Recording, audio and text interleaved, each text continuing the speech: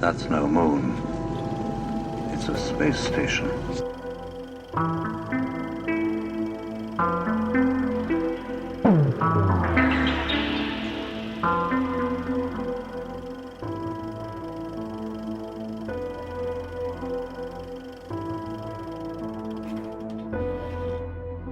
Hey guys, welcome back to the show. Just a quick reminder, Hopewell Farm CBD. If you guys are looking to try a new CBD, you can get 10% off all of their products with promo code Journey to Truth 10. That link is below in the description. They have some topical ointment, some CBD oil, and it's actually really amazing for your pets too. I used it for my dog for years, and there was no better CBD for her. So if you're in the market to try some new CBD, I highly recommend it. All of their plants are grown with intention. It's homemade, it's organic.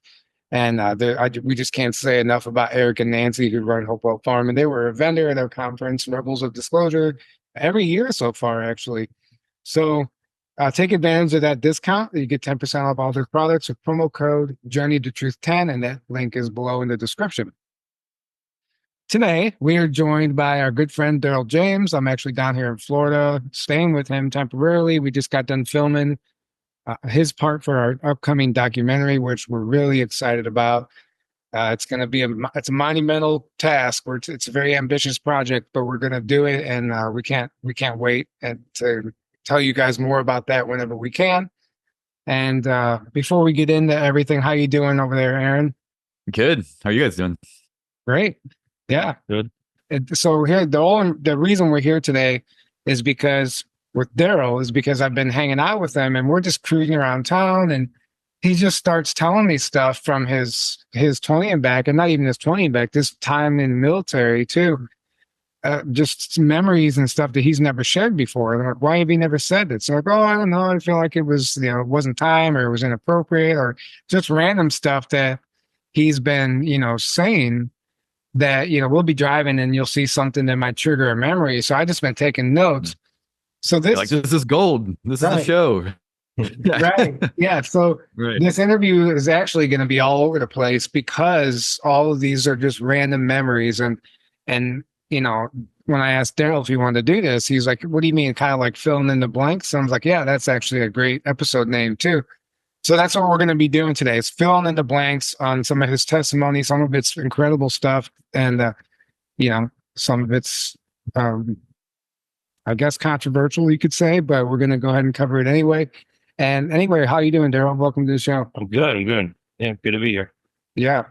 So anyway, how's it been having me as a house guest? Am I getting on your nerves yet? Just a little bit. Like, I can't wait to get rid of this guy. Yeah. Right. You're earning your keep. Right. Yeah. He's got me in the grass. He's mowing the lawn, helping out with fixing things like that. Yeah.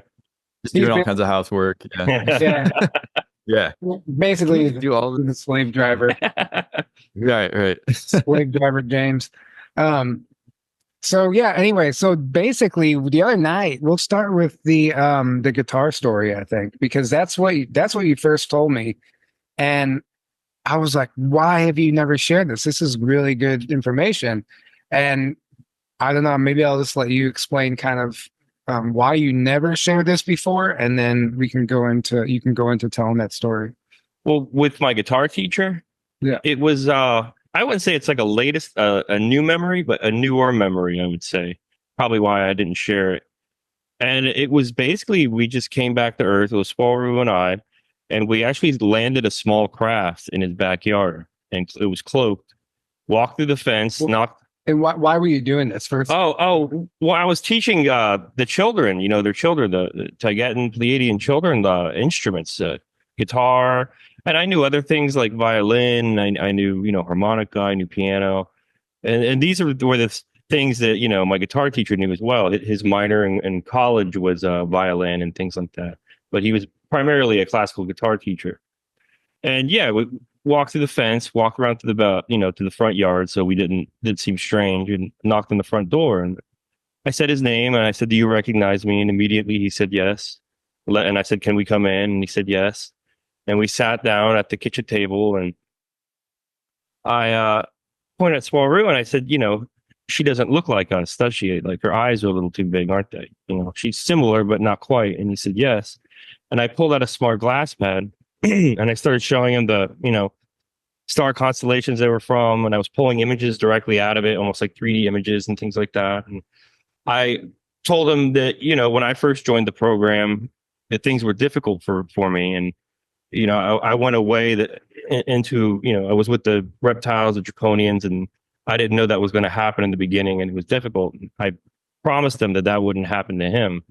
And I basically asked him that if he wanted to become like a civilian contractor, for the Solar Warden project, in the sense of being a music teacher and to teach these people and the children and things like that music, because it was just too much for me. It was becoming too much of a daunting, I was a pilot and I was trying to teach music and everything else. So I wanted him to be like the primary, like, music teacher, music instructor. And and I just showed him everything. I told him about the 20-year impact. I said, you're going to see things you never thought you would see again. You never thought you would see. And then I said, and we'll bring you right back here, and you won't remember anything. And that's one of the drawbacks to it. But I promised him, no harm would come to him, and he would experience things he had never experienced in his life. And he basically said, and I'll be here. I'll come back right here, right now, at this moment. And I said, yes. And he said, can I, call my family? And he asked if he could call his kids and, his ex-wife and everything like that. And I said, yes. And he called everybody up and he agreed. And we went and we just walked through the back door. I believe it was like a sliding glass door, and we walked into the cloaked ship. And so he actually asked his family, or told his family, that he was going to? He didn't tell his family he was going. He just wanted to make one last phone call and tell them, that he loved them and everything like that. And then we left. And so was he, like, what was his reaction when you told him about all this stuff? Did he have any background in ETs? Did he believe in that stuff? I wouldn't say he believed in it, but I just remember as a kid, he was always a person you could talk to anything about. And he was kind of understanding. And he really didn't ever put you down in any of your beliefs or anything like that. He was just a very open-minded person to begin with. And at the time, I didn't really recognize him. I had to go through my own records, because I really didn't. My memory was kind of choppy of my life on Earth and things like that. And I basically had to go through like records to find him, and I tracked him down. Yeah. So that brings me to my next question: is how many memories of Earth did you have while you were in the programs? Because that's interesting. Not many people talk about that. Yeah, and I did have memories, and that was one of the reasons, because when I was in Dark Fleet, I had all access to music because I was a musician and I played for them. Most of the other guys I think they only had access to things like classical music and things like that. But I had all access. So on the smart glass pad, I would look at albums and I would look at kind of genres and time of music, and it would remind me of my parents. It would kind of remind me of my mother and my father, and I'd be like, this is like a part of me. This is something who I am. And I think that's why music was so important to me, especially like in the 60s and 70s and even 50s and things like that. It was very important to me because it was a way to kind of get back to my roots, kind of track who I was. And it was, I would look at albums and things like that, album covers on the smart glass pad and things like that. And it would remind me of my childhood. So you actually had access to your records then, and you were able to go hunt down your guitar instructor from school, from here on Earth. So he already knew you from this life. Mm-hmm. And so whenever you showed up, did you look any different? You looked exactly like yourself. Did that throw him off at all? I'm sure I was bigger, and I'm sure I was probably, in my late 20s when I should have been, more like in my 40s. And I'm sure that was probably, something else or amazing to him. Maybe I saw a surprise. I'm sure he was surprised to begin with that I was, I was at his house knocking on his door. But, I mean, I knew where he lived. He would have classes sometimes in his house, and I would take classes, in the dining room with him sometimes. But yeah, I'm sure he was surprised. And so you were just up there and you were like, hey, maybe we could go get this guy. And they came and basically brought him into the programs just to teach music. Yeah, just as like an independent contractor kind of thing. You gonna say something, Aaron? No. Oh, no, that's amazing. No. Right. But that's the thing about that, because you're telling him exactly what he's getting involved in, and it's his free will to choose to do it.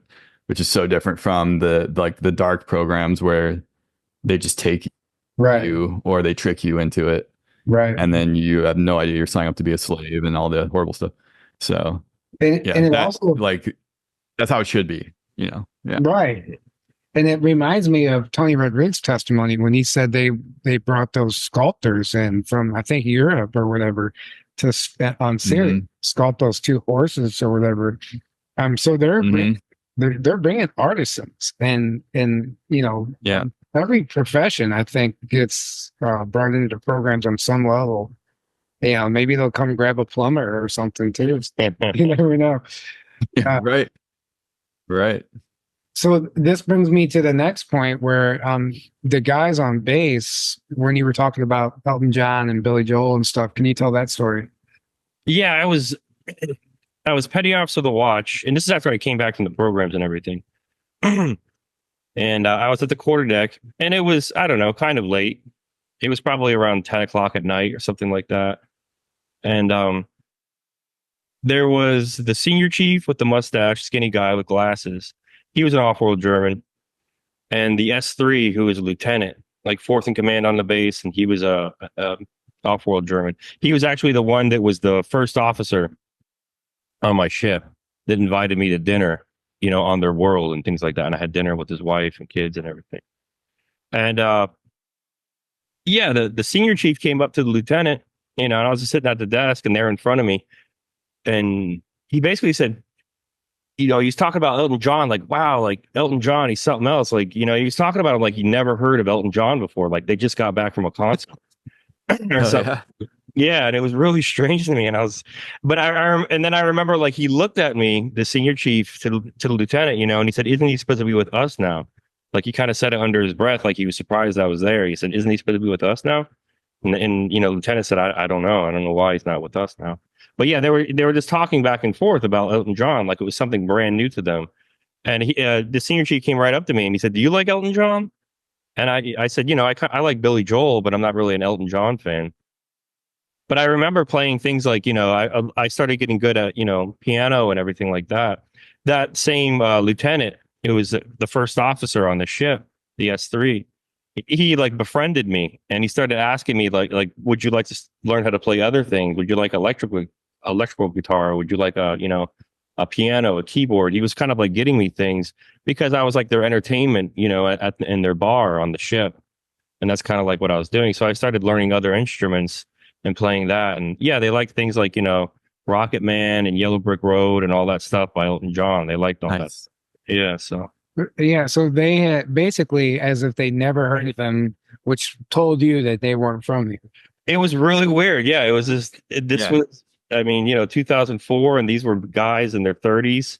And it was just, you know, and at the time, you know, I was probably 26 or so.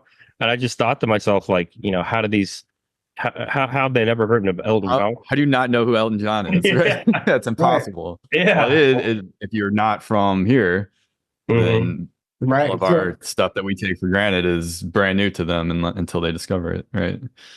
And did you tell them like anything else? Didn't you say something about Elton John being gay? No.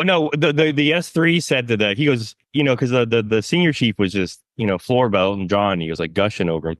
And yeah, the S3 said, "You know, he's gay, right?" And he said, "Oh, I didn't know that." He's like, "Well, he still makes good music or something like that." So yeah, that was a conversation as well. Yeah. So these were off-world Germans basically disguised as U.S. Navy? Yeah, like one was, yeah, and they wore khakis, the senior chief. Yeah, they call them khakis. They're working uniforms for chiefs and officers. And yeah, and the lieutenant, he was wearing his khakis as well. And he wore glasses. They both wore glasses. And this was something I was told as well is, you know, like the senior chief was very skinny, but the lieutenant had a build like that they would have. He was a pretty big guy. Like, you know, he looked like he could bench like 350, 400 pounds. So he's pretty, but he wore glasses.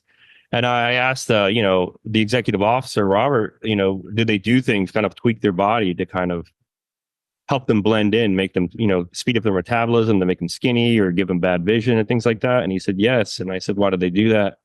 And he said, well, we just can't have a bunch of Ubermen running around on base, can we? So it's kind of a way to help them blend in. Some are overweight, some are skinny.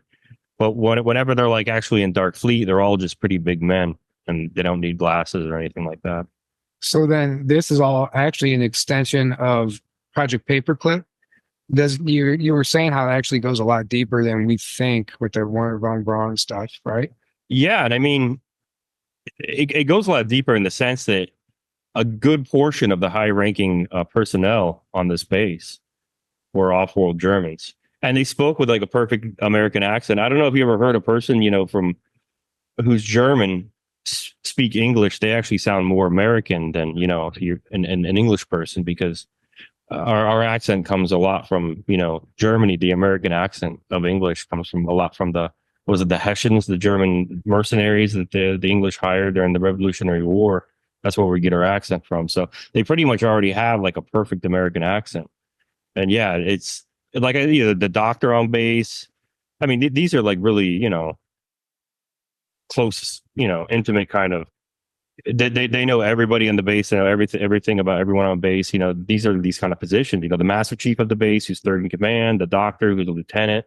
He was an off-world German. And yeah, and I remember talking to the doctor before I left. I told Robert, let him know who I am, and tell him I know who he is, basically. And whenever I came in for my final checkup before I left the military, he was basically kind of looking down my timeline. He was doing kind of the same thing Robert was, so I caught him doing it. He was trying to see, like, he was like just being quiet, kind of looking around, like I wasn't there, kind of thing. And I said, stop doing that. I knew exactly what he was doing. And he basically, like, he could see how angry I was with them. I think out of all of them, they're the ones I keep the most of a grudge against, even more than the reptiles, is the off-world Germans, because I see them as kind of like a very, it's betrayal. It's like on a biblical level. They're kind of like Judases to me, to their own species. That's how I see them. And he said, we're helping you, don't you? Like he said that. So he kind of almost gave me an idea that there was kind of like a breakaway that broke away from like the Draconians, and that they're actually trying to help Earth now. And it's more complex than you understand. It's kind of like how he explained it to me. Right. So this would mean that it can't be just Saint Mawgan that has off-world Germans working as U.S. Navy, right? So I would imagine that a number of the military bases all over the country probably have off-world Germans. It's not just Germans that came from Germany in Project Paperclip, right? Mm-hmm. It's actually off-world Germans that were brought here, and they're basically implanted into these bases, probably for the reasons of recruiting people into the programs. I mean, I would say the underground bases are the only real, on a universal level, like the universe, the game that the universe is playing, the wars that are actually going on in the universe. I would say that they're the only ones that are actually have knowledge of what's actually going on. I would say a majority of the military bases, I mean, I don't know what they are to fund the military industrial complex, Loosh, whatever it is, but I would say it's mostly these underground bases, as far as what I was told, because like this underground base, it was, what was it, to track subs in the Arctic Circle, like the Russians and the Chinese and the North Koreans. That's what the guys were told who worked in the space. But I mean, the XO told me, it was just like a cover story. And the actual purpose for underground bases is for, a slavery into the secret space program and adrenochrome harvesting. And those are the two main reasons for these underground bases. And it sounds like it's the same thing all around the world, the way he explained it to me. They all have like, these caverns below them where they have, adrenochrome harvesting, and they all, recruit for these secret space programs. And that's like their primary, goal. And it's also all the Stargates and things like that. All the looking glass technology. Every underground base has looking glass technology as well, which is just basically like a portal you can observe, or you can step through the looking glass. So you can actually step through the looking glass and go somewhere else. Yeah, you can observe, you can look, you can go in different points in time and observe, and with a certain amount of accuracy, like 94%. But you can also step through and go into that kind of timeline and through the looking glass. Wow. So, Aaron, did you have any questions before we go on to the next one? Well, I'm just thinking of like anyone watching this who doesn't maybe hasn't heard you before or doesn't know a lot about the secret space program stuff? Because a lot of times we just kind of, we're so used to it, we just say things and assume that people know what we're talking about. I'm just thinking you're saying off-world Germans, and people are like, "What the f are you talking about? What is that? How can someone be an off-world German? Like, what does that mean?" So, can you explain what off-world Germans means and how do they become an off-world German? And like, just explain that real quick. Well, the way it's explained to me was like the point of World War II through Germany's eyes was kind of like the whole channeling with Maria Orsic and the Brill Society. That was a real thing. They were actually getting like, you know, higher density beings that were, you know, at a higher like a plane of existence. And they basically told them, you know, go to Antarctica. That they told them the coordinates of where to find all this different tech. They took it all to South America to reverse engineer it. And the whole point of like World War II was just to delay the Allies as long as possible to get all this technology that they could from Antarctica into South America. And then you had that famous photograph of the glowing orbs over the White House. You know, it was on the anniversary of surrender.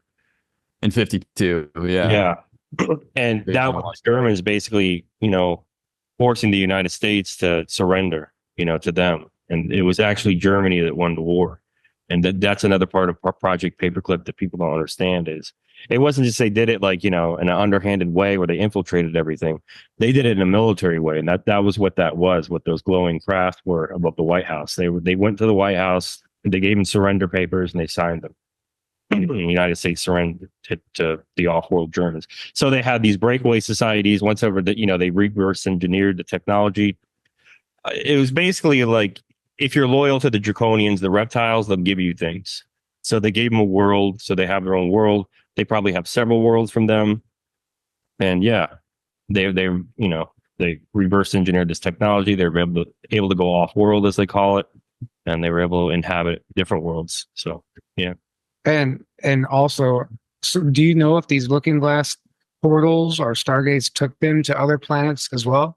Could they traverse that way, or was that only on this planet? They could traverse that way as well, but I mean on a smaller level, on a smaller scale. You couldn't really get the materials and everything you'd need through Looking Glass. I don't think that would be right logistically, sound. Right. So basically, we have the Germans and Maria Orsic. So she was channeling these higher density beings, getting these blueprints for this free energy craft, right? These UFOs, these flying discs. And that was the technology that helped them get off planet in probably the 30s and 40s? Yeah, 30s probably. At least, yeah. 40s definitely. And I think that's where people have pause because they can't wrap their head around the fact that humans were off world already in the 30s, established bases on the moon and Mars, and in the shapes of swastikas and things of that nature. And it's just not what we've been told. And so even when they're off world, that might just mean they're from the moon or Mars, and I'm sure other planetary bodies that we're not even familiar with. Mm-hmm. Yeah. They're just us, but they're genetically augmented in the womb. I was told they live over 800 years, you know, which is what we should live. We should live over 800 years. And because things of poison, you know, they poison our air, water, food, and they're also just a higher plane of existence. So they live longer, and they've been genetically augmented in the womb to live longer, to be stronger, to be faster, to be smarter. Right. Right. So when you say they're looking around, seeing down your timeline, is this just like a psionic ability, or like how are they actually doing that? Well, I mean, it's just the whole time it's an illusion. It's real, you know, like time really isn't, it doesn't really exist in the way you think of it. As long as, like, if somebody can do this, as long as they're in your presence, as long as they're like with you, they can actually look down your timeline. And if you're like a higher density being and you know how to do this yourself, you can look down your own timeline. Like I remember most ETs knew when they were going to die, and it was just something they accepted. You know, maybe it was something they tried to change, but I mean, in the long run, sometimes you just can't change things, and that's just the way it is. But it was just a part of being in this higher consciousness that it really didn't frighten them. I guess it would, in the sense that a third density being. But yeah, the real you never dies, though. So why would you fear death? You know, exactly. Like nothing. Yeah, the flesh dies, but yeah, the consciousness that lives on. Right. Right. And then you actually had, when you got back from the programs and you're living in Florida, you actually had a roommate at one point where you saw her able to look down your timeline, right? Yeah, yeah. I had a roommate and I was helping her get a car on like the Atlantic side of Florida. And as we were coming back, she was driving. And a lot of people can do this stuff too when they're driving. It was just like she was driving and she was like, wow, he was in the secret space program. Like she was saying stuff that I had no idea that like she knew. And I think this is when I did my first interview with James. So it could have been maybe she was messing with me. She saw this, but I don't think so because I don't think she looked at things like this. But yeah, she was, and then he's going to do this and then that. And she was just kind of like going through and I was looking at her and I could tell she was like going down my timeline. But yeah, it was just, she could do it. Yeah. And well, once I saw her doing it, and it's something I could do too, as well when I was younger, but it's almost like for me, it was, as they say, like the higher self, you know, it's kind of like that part of you is doing it. And it's almost like you don't even know you're doing it, if that makes sense. You're like, you're doing it, but then when you kind of snap out of it, you really don't remember. And then maybe it might be like a day or two later, where you're like, oh yeah, I forgot I did that. Because it's not like the consciousness that's here. It's like the one above you. Right. Yeah. So I guess let's jump to the part where you actually saw a therapist when you retired from the Navy, right? And they set you up with a therapist, and tell that story and how that went. Well, yeah, like I went to a therapist, and you know, I went to one before, and from the VA, and that was the man I talked to from the Army, and he was the one that completely like, he's like, I believe you. He's like, he pretty much knew what the military does to you, how they use you, and everything else. And then I had other. He got transferred somewhere else, and that was like the difficult thing is in the VA they get transferred after like 4 to 6 months sometimes. So you're always seeing like a new therapist, so you're really not making any kind of headway as far as your healing, in my opinion. And so I hadn't seen anybody for years, and then eventually I went back to the VA and I had said I'd like to get a civilian. I'd like to get contracted to the outside and get a civilian therapist. So that way, hopefully I can stick with this person for at least a year to try to get these things figured out. And I talked to him and I told him I was writing a book, and he's like, well, tell me what the book's about. So I started just telling him about it. And, he was saying certain things, I don't know, liability things, like things like that, like legal liability. And so I talked about the 5G tower and everything else like that. And so basically you told him your whole story of everything that happened. Pretty much. Yeah, like all the way up until the point, where I first saw the reptile. And he said, our time is up, and the hour was up. He's like, oh, I can't wait to hear more. And, I'll just go online, make another appointment, and I'll see you in a couple weeks.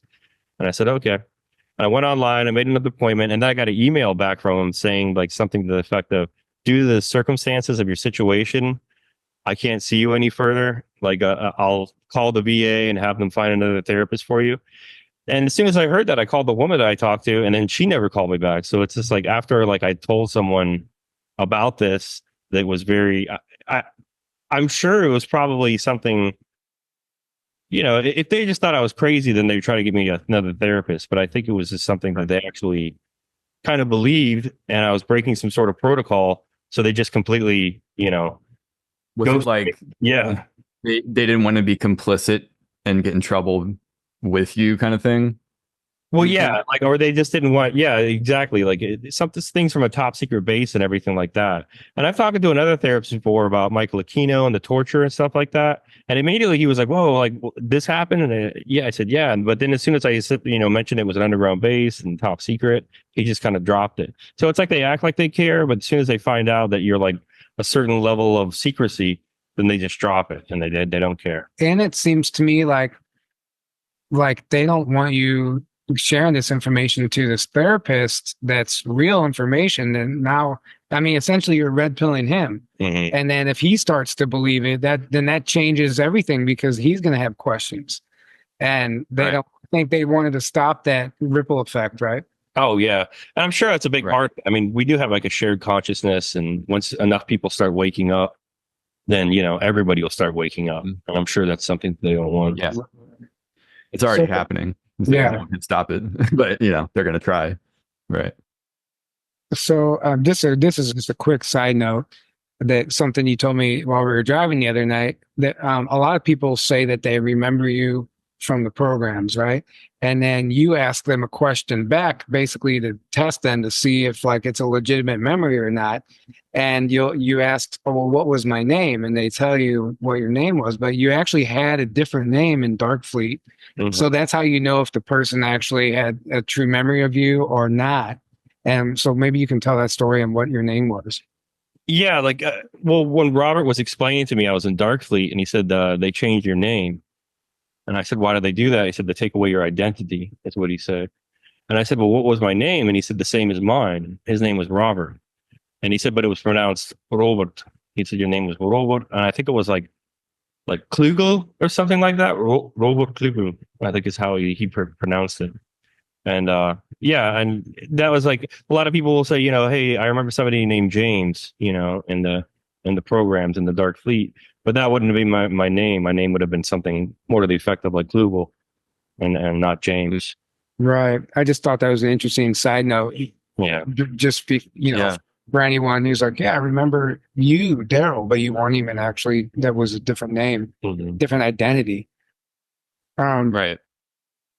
Okay, so going down the having the ability to see down your timeline and actually telepathic ability, which you still have, which I didn't know that, but if the other person can use telepathy, you're able to communicate with them even today. Yeah, and it's also like you have to find kind of like their emotional wavelength as well. Like, if you can find someone that's on the same emotional level as you, you can immediately and they can do it. You can immediately do it. But if it's like somebody's kind of like at a different frequency than you, you kind of have to find their frequency before they can do it.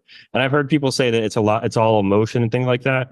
But no, like the way my family did it, and I met like, you know, my mother's wake, you know, I met my half brother Chris, and he was with his girlfriend, and I invited him over to our table to, you know, talk to us, and they sat down, and they were just very quiet. My sister was mostly talking to other people, and I heard him say, you know, to his girlfriend, "Can you do it? Can you do it?" He just kept on just saying that, and I looked over at them and I nodded my head.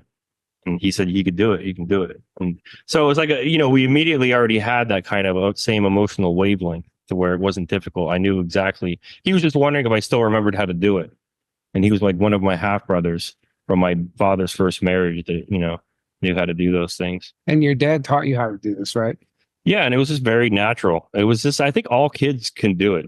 If their parents can do it, I think all kids have the potential of being able to do it. Right. And it just seems like as you get older and, you know. Yeah, and the reason I'm bringing this up is because there's a story from your childhood that actually doesn't have anything to do with the programs, but I find it very interesting because potentially, so this lady wanted you to marry her daughter because of who you were. Mhm. She was able to see either your bloodline or at a soul level who you were, and she wanted you to marry her daughter for that reason. And she did something to you. Can you tell that whole story? Because I think it's actually important. Yeah, there was this girl who was in high school, and I think I was in middle school. She was a freshman. She was my sister's friend, and yeah, she spent the night at the house, and I think I was like 11, and she was like 14 or something like that. And I saw her, like, you know, she had her head kind of like that on the bed, like laying on her stomach. My sister walked out, and I was in the bedroom across, and I walked in, and I immediately knew she was a telepath. And I said, you know, and I was asking her things if she had a boyfriend, if I could kiss her and things like that. And she was like my first kiss. Anyways, it came up to be my sister's birthday, which was Halloween. So her friend invited me, you know, over to the house, you know, for Halloween, like a, you know, like a slumber party kind of thing. And so we all went over, and she immediately grabbed my hand and pulled me into her mom's bedroom. And her mom was like putting on kind of like an outfit, like looked like a cross between like Stevie Nicks and Elvira. She was like in the mirror, like putting on makeup and things like that. And she said, "Mom, this is him." And we were just speaking telepathically. And she said, "And you say the father can do it?" And she said, "Yes." And she said, "What about the mother?" She said, "Not as much." And she said, "And the sister?" And she said, "No." And the woman kind of like grabbed me by the chin, you know, like, you know, I was a little kid, and kind of lifted my head up and locked eyes with me.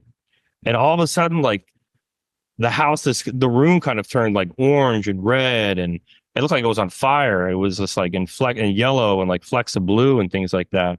And I remember I heard the girls outside screaming who were like in the living room, like the TV room. They started screaming.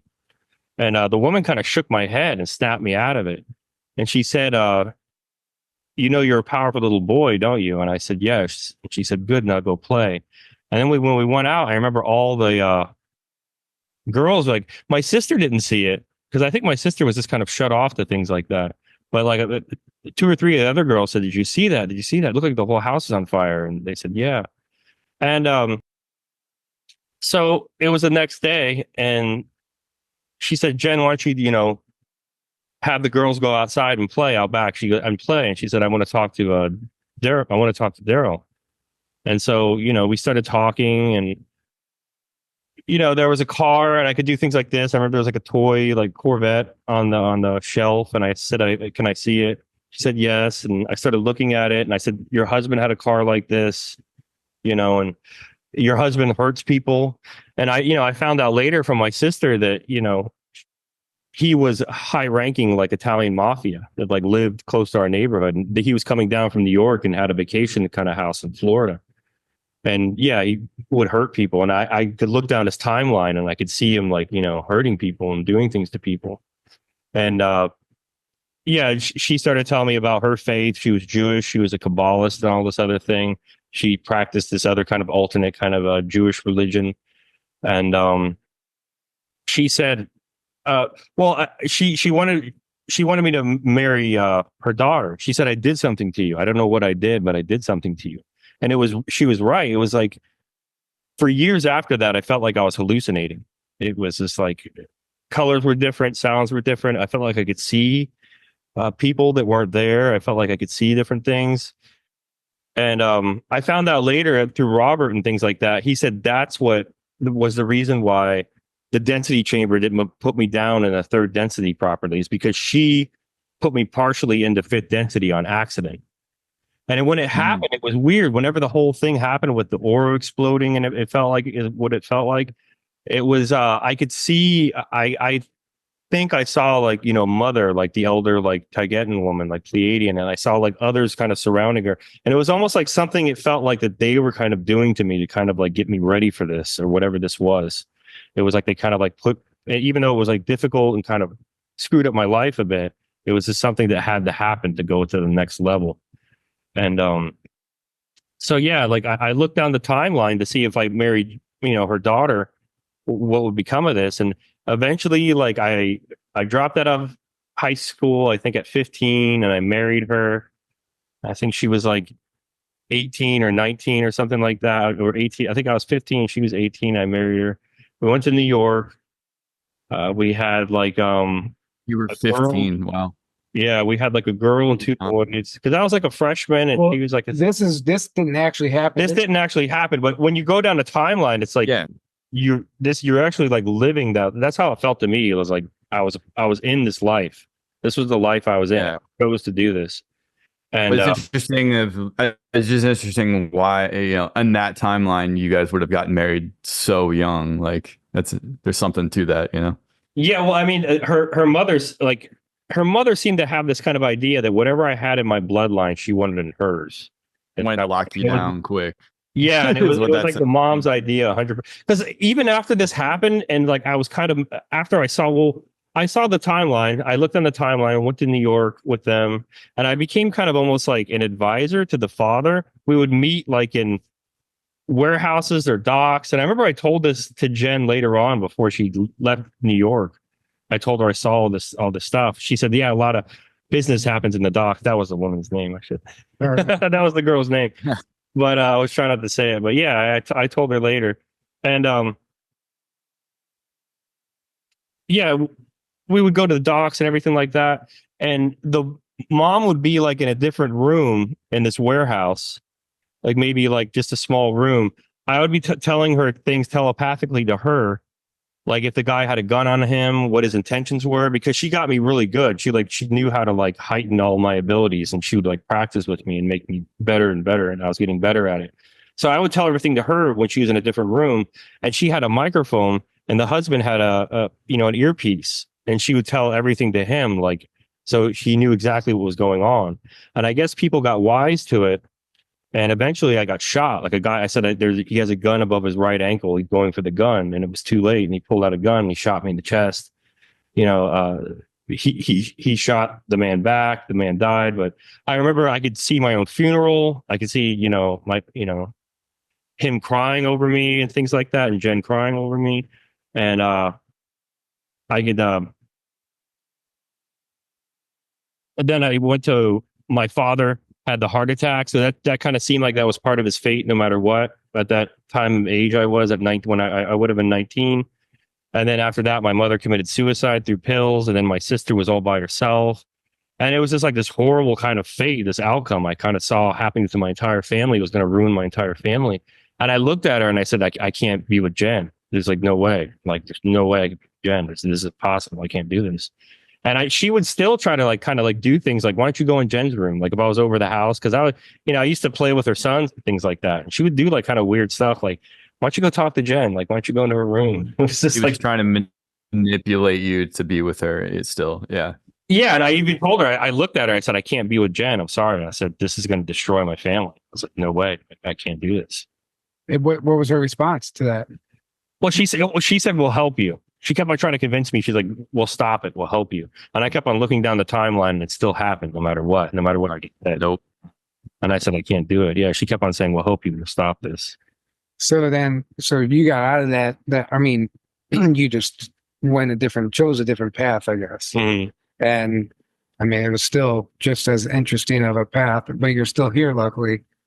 So, I mean, that's all absolutely fascinating. Now you know why when I'm driving around with Daryl, he's telling me all this stuff. I'm like, dude, we gotta record this. Why have you never said this? Right. Yeah. This isn't just normal stuff, but I also wonder who this woman was and what she did to you and how she had that ability. You said she was a Kabbalist, right? And yeah.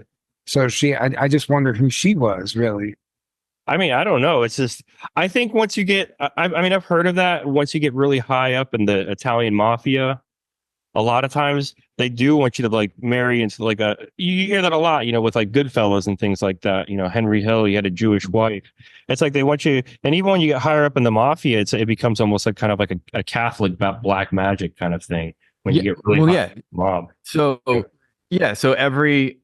mean, when you really, know what's going on the planet, every single institution, and that includes every mafia, at the top of the pyramid is what is connected to the deep state cabal, Illuminati, whatever term you want to call it, that does black magic, that does all these occult, things, and they have this knowledge, and they're using it for the negative, like to empower themselves and enslave humanity and harm humanity and blah blah blah. So yeah, the mafia is definitely used by the cabal. So that makes perfect sense to me when you said that. I'm like, oh yeah, of course. Right. Of course they're connected to that, and she's trying to recruit you to like be with her daughter, and because of your abilities and stuff and who you are. Yeah, it makes perfect sense to me. Right. So yeah, this is incredible stuff. We're gonna jump around again to a new point in time. So I guess this was when you got back from the programs, you were on base and you saw something that maybe you shouldn't have saw. I don't know, the person that was wearing all black. Can you tell that story? Yeah, like I kind of befriended this, we started drinking earlier in the day, and it was just one of those kind of things. And I befriended like this English guy, and we went up to his room and he had all like kind of this American football, paraphernalia. He had like actual helmets, like Buccaneers and Giants, like back in those days, they were like $800, like the actual NFL helmets, and he had real jerseys, pinned to the wall. And we were watching, just Schwarzenegger movies or something like that. We're watching Die Hard and like action movies. And we were sitting on a couch, and there was a window right behind us, and he was on the 4th floor of the barracks, the top floor. And he said, look, he turned around, he looked out the window and he said, look, and they were cracked open. And there was somebody with a black hooded like sweatshirt with black gloves, black sweatpants, and even black sneakers. And he had somebody like it looked like a body rolled up in a military blanket, like one of those dark gray wool military blankets. And he had him over his shoulder and he was carrying him. And immediately I said, should we help him? You know, because it looked like a guy like carrying a corpse over his shoulder. And he looked at me and he said, no, it's too late for him. We can't help him. And it was strange. It was like kind of like a chill when it went down my spine. And what that was, now that I look back on it, at the time I didn't know, but that was somebody who came back from the 20 year and back. And that's how they bring you back to your bed. You know, they wrap you up in this blanket and they wait till like 2 or 3 in the morning. And then they take you back to your room. And and I think that it was probably that first class petty officer with the blonde mustache, the overweight guy, because I think that's what he did. That was pretty much his job, is he would bring people back. And I met that guy in a bar, and that was like the day, like the Sunday. You know, like I said, I left on Friday, I missed Saturday, and I came back on Sunday. Was when I came back, and it was Sunday evening, and I saw him in a bar, and I went up to the goth, because she was talking to me like on Thursday or something, and she seemed really interested in me. And so I was like, I had a buzz and I was kind of flirting with her, and she immediately got like really scared because this is the woman I told her I was going to kill her in the future. And she just walked away. She looked really scared. She walked away. And I started walking through the pub, and I saw this first class petty officer sitting in a booth by himself. And he started laughing. He said, Aquino fucked you up, man. And he started telling me all this stuff. He's like, I carried you back to your room, and he shouldn't have done things like that to you. And he was like, yeah. And I felt bad for what he did to you. So I helped you out. I gave you a lot more muscle tone. You should go to the gym and keep it up. And then when I woke up, like I said, I was very toned, very muscular when I woke up from the 20 year and back. And he was the one, he felt bad for me for, being tortured for 2 days. So he thought he'd kind of like help me out, put me in a med bed, and tone up my muscles and everything.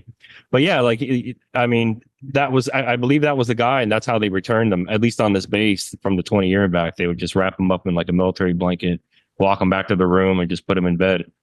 Yeah, that's incredible information, I think. Mm-hmm. We're just getting more pieces of the puzzle, and it's all coming together. And the fact that you saw that is no coincidence. And, and you had the memory of the guy, or the experience of the guy telling you, yeah, I carried you back to your room. So obviously you can connect those dots. But I remember too, there was a guy who was he worked in the mail room, and I was out in the barracks, and I was out in the hall of the barracks walking somewhere, and he was like in the hall, like talking to someone. He was saying like, I was in these mines in the moon, and he was like talking about it. And I hear that's common for someone to remember like the first day or two. And he was like, this was real. This happened to me. And he was kind of like going through, almost like, I don't know how to explain, almost like a panic attack. He was like really freaking out. He didn't know like what to do with this information he had in his head. But I mean, you would see things like that every now and again of guys who would remember. I remember that. Yeah. Other guys who would remember the first day or two of the 20 year and back. Right. Wow, this is incredible stuff. So we're going to jump to the next topic, which is, okay, so when you were working out at the VA gym, you mentioned you overhearing conversations of other people that were like essentially time travelers or in the programs as well. And one of the guys actually was talking to you about investing in hydrogen. And I find this very interesting because I think there's something to it. Can you tell that story? Yeah, I mean, it was a guy who looked like Mike Pence. He lives in my neighborhood, like a few blocks from me. And he was at Bay Pines VA, which is where I went to like work out and things like that. And yeah, this other gentleman who probably was like a retired officer in these programs, he said, "Hey, you're from the future, aren't you?" And this guy looks like Mike Pence said, "How did you know that?" And he's like, "I used to work with you guys, on the base I was on." So he's this alternate timeline that I don't believe is going to happen. It seems like Robert was part of that Mike Pence timeline. He said these things changed and everything else, but for some reason, I remember like Robert telling me about this guy because as he was looking down my timeline, he can kind of see down other people's timelines, if that makes sense. Like people who I interacted with in my life, he could look down their timelines, and he said the way he got like this time travel technology is his brother worked for a company that had it. And they realized that the timeline was going to collapse. So they both went back in time to like where we are right now today from around 2580 or so. Yeah. It's so interesting. It's so crazy that people from an alternate timeline that collapses or that ends up not even happening can come back in time and actually live in a different timeline and still exist. Exist because it's like, well, wait, if their timeline never happened, how are they still alive? But there's it Right. seems like that's possible with time travel still. Yeah. It's And interesting. I saw him in front of his house one time, and we were talking about investments. And he said, listen to me. He's like, all this solar power and wind power, it's nothing. He said, it's going to be nothing in the future. He said, hydrogen is it. He said, the hydrogen is going to be the key element, the key, power source of the future. He was just trying to like put this in my head. He's like, you should invest in the hydrogen. You should invest in the hydrogen. He just kept on saying that to me. Right. And like to just know. basically stressing the importance, like we don't realize how important it's going to be in the future. Mm-hmm. So Yeah, he said it's going to power everything. and interestingly enough, countries are going hydrogen. Germany just went all hydrogen, right? Or they're transitioning hydrogen, their cars anyway, hydrogen. Australia as well. And then I think Billy Carson has been talking about a lot about He talks about it all this. he's the like, time. He's like, by 2030, the hydrogen car is the way of the future. He's like, the electric car is trash, that's what that guy told you also, right? He said solar and electric is trash, basically. Yeah, he said that's not going to be used in the future. It's not efficient. He said hydrogen's the way to go. What did he say was wrong with solar energy? Did he say? He said it just wasn't efficient enough. It just wasn't, for the amount. He didn't go into detail, but I'm just guessing for the amount of land that you need for all those solar panels and the power that you get, and It's not. And to build those things, the materials you need to build, like, it's just not an efficient or sustainable thing to do. If you're gonna go, I mean, there's so many other free energy that we already have. That's the problem. And this hydrogen is just one of them. That's the thing. But at least they're doing, at least one of them is happening. But there's, I mean, going back to Tesla and even really before Tesla, and obviously in ancient times, there was free energy being used, 0 point energy, and there's many different ways to extract energy from the 0 point, let alone just hydrogen or other things that we don't need to be paying to live on the planet that we're born on, which makes no sense unless it's enslaved. Right. That's a good sign to me that we're going towards something that means that is a very positive timeline that we're on. Yeah, and I think investing in hydrogen wouldn't be a bad idea. And because I was talking to somebody who said that these companies are being forced to go green. Like they have to go green in certain tax breaks, which means they have to be a certain percentile of like, you have to be so green or you don't get this tax break, right? And the only they're limiting, they're expanding those restrictions to the point where it's like unless they're being forced to go hydrogen, or otherwise they won't fit in that bracket, right? So what's going to happen is like they're gonna all of these major corporations, because of the climate hoax, is actually they're forcing these people into going hydrogen. And there's motors being developed, as we know, that are not combustible. So what they're doing is, it's going to be, regardless, it's going to be the way of the future, I think. And all these major corporations are going to go hydrogen, which means all of us are going to go hydrogen. So investing now, I think that guy was onto something, because we're already seeing it play out. So, yeah, and we all know the story of different people like Gary Webb in the '80s who made the thing where you can run your car on water, which is hydrogen, for free, or just using water. Right. And then they killed him, obviously. And he's not the only one, by the way, who's invented that and then has been taken out, and then it just disappears and no one hears about it again. It's like, so finally we're getting somewhere with that, where it's like, that's a really good sign to me, because the control system doesn't want that. Obviously they want to keep the gas, coal, and oil. But here's the problem with that is, like, that's not sustainable for the planet, because the planet is dying from all the stuff we're doing to it. And that's why the cabal, they had all their plans to, like, we're going to build these underground bases, start a nuclear war, kill everything on the surface, and then come back up later, and it'll just be us or whatever. But that time, we're not on that timeline, obviously. Like, that's not being allowed to happen. So they're realizing, like, we have to switch to a sustainable thing, and we're not being allowed to do all these crazy New World Order plans. Right. So all the indicators are pointing and all that. So. Right, and all the indicators are pointing to that being hydrogen. So anyone, right. If you feel, I mean, we're not telling you this isn't financial advice or anything like that, but it's just interesting to take note of. So, Right. Well, I mean, it makes sense. We live on a planet that's what 70% water, you know, Right. so our bodies are basically around that percent water. Like, it's just the most logical next step to go to a hydrogen based energy, you know, Right. just the most logical next step. Okay, so jumping forward, when you were talking to Robert, he told you a couple of things health related that I found interesting that I don't know if you've ever spoken about live or not before, but he talked about waterfalls and sunscreen. And I'll let you expand on that. Well, yeah, he told me that something about the frequency of a waterfall. Like if you stand under, you know, like a small waterfall for an hour every day, and even for just a week, an hour every day for a week, many illnesses would be cured, including like cancer and things like that. He said there's something about, yeah, I don't know, the constant water pouring over you, the sound of it, the entire just, you know, the entire experience of the standing under a waterfall. I mean, he said if you do it for like an hour every day, even if it's just like for a week, it can cure just about anything, you know, like a waterfall itself, just standing underneath it and letting the water, Including cancer, cancer, which I think is incredible. And so what did he tell you about sunscreen? I mean, he told me that sunscreen, he said, like, you know, that's what gives you skin cancer is the sunscreen itself. Yeah. Getting like sunburn doesn't really do it to you. He said, if you are going to wear something zinc, like something zinc based, you know, like zinc is fine. He said, I know they are starting to make ones that, you know, they're diluting it with, you know, other kind of natural materials. I think it's tallow and zinc, like a mixture of tallow and zinc.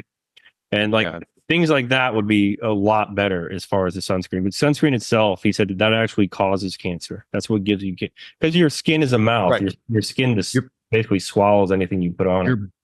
You're baking chemicals into your skin. Like how did we ever think that was a good idea? It makes no sense. Of course, it's going to give you ridiculous. Right. Yeah, and there's a whole conversation we had about the sun when we did that roundtable, which if anyone wants to go back and watch it, we discuss all this in depth. It's called What They Don't Want You to Know About Our Sun. We just did it right before the conference, right before the eclipse, actually. So if anyone's interested in that, I recommend checking that video out. And then I guess the last thing that we have on our notes here is probably one of the most controversial things. But he told you something about the gay rights movement and why that was started. And maybe you could explain to our audience, you know, what he told you that's all about. Well, he asked me if I ever heard of Harry Hay. And I said no. And he said Harry Hay started the gay rights movement in the 1950s. And he said Harry Hay was CIA. And he said that the entire point of the gay rights movement, and he said that Harry Hay marched to the front of NAMBLA, which is, and I asked what that was. I didn't know. And he said North American Man Boy Love Association. Yeah. Yeah. And pedophilia. I said that's illegal. Like I was really surprised at the time. I said that's legal, and he said yeah. I said why, and he said they want it to happen. And he said he marched to the front of NAMBLA like in the 70s, 80s, 90s, like all the way till he died.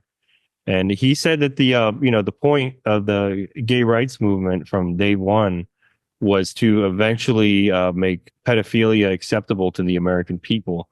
And he, because he said once the civilization accepts pedophilia, it falls within 100 years. And he said that that's how they implement things, is they do it slowly over decades. They just don't do it all at once. It's, you know, oh, you know, let them have, you know, love is love. Let them get married and be miserable like everybody else. And, you know, then it becomes, you know, the, what do you call it? Like a gay rights parade where, you know, bringing children to things that they shouldn't see. And then it's like, you know, little kids getting money thrown at them at gay strip clubs and stuff like that. So it's kind of worked way up to that. Yeah, it's like the frog boiling in the pot of water that they have to slowly, if you turn it up really fast, then it jumps out. But you normalize these things, you get people programmed more and more, conditioned more and more. So then it just becomes, oh yeah, well, this is just normal. And that's exactly, that's what they've been doing for a long time. And the fact that those guys came back to this timeline tells me that it doesn't work. I mean, because you know, obviously they're not going to come to another timeline that's going to collapse. So you know, it might seem dark, and it is dark what they're doing. We just did the episode with Leah Ray, which was another controversial episode, but I think there was something there that people should pay attention to. And I think the fact that we're even talking about it and recognizing it is how we change the timeline. It's if we didn't recognize it and it was all still being done like sleight of hand, which they can't do anymore because we're just calling them out every step of the way. So I think it is Right. it's dark, but it's the start. It's what the beginning of this positive timeline looks like, and it might not be the beginning that's, the ideal start, but it's the start, Yep. And is there anything else? Is there anything else that we didn't cover that you'd like to talk about before we wrap this up? No, I mean, this was just like I said, the fill in the blanks to kind of like, just different things I talk about with people I know that I don't really talk about on the shows. That was the whole point of this. And since you've been, living with me for almost 2 weeks now, you've heard the different things I kind of recall and talk about, and I really don't bring up in the shows very much. But yeah, I think we achieved the goals of the show. Yeah, I think so. And it's been more than interesting riding around with you and just hearing all this stuff. Yeah. I'm literally in the passenger seat of the car taking notes as he's talking. Like, we're going to talk about this on the show. Right? Yeah.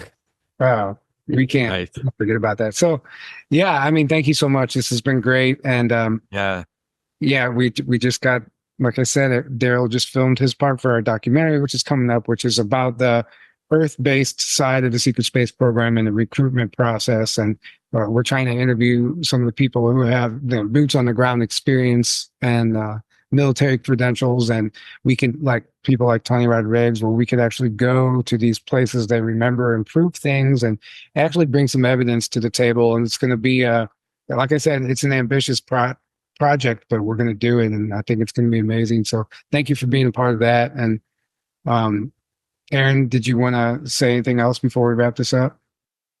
No. These guys, go buy your book. Everyone buy my book if you haven't yet. And thank you so much.